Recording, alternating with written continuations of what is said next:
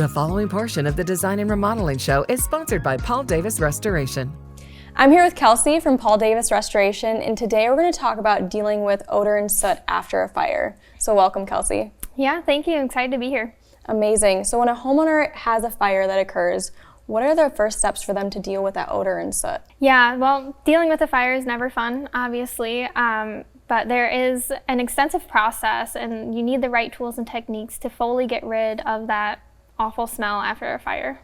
Yeah, so talk to me a little bit more about that process. How do you really get rid of the odor and soot from a fire?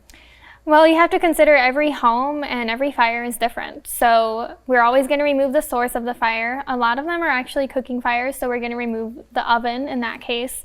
And any burnt building material is also going to be fully removed. Then you have to think about scrubbing down the walls and the cabinets, and you need the right tools and techniques for that. And then you need to think about your personal belongings. We're actually going to remove the salvageable ones for you and clean them on site at our facility.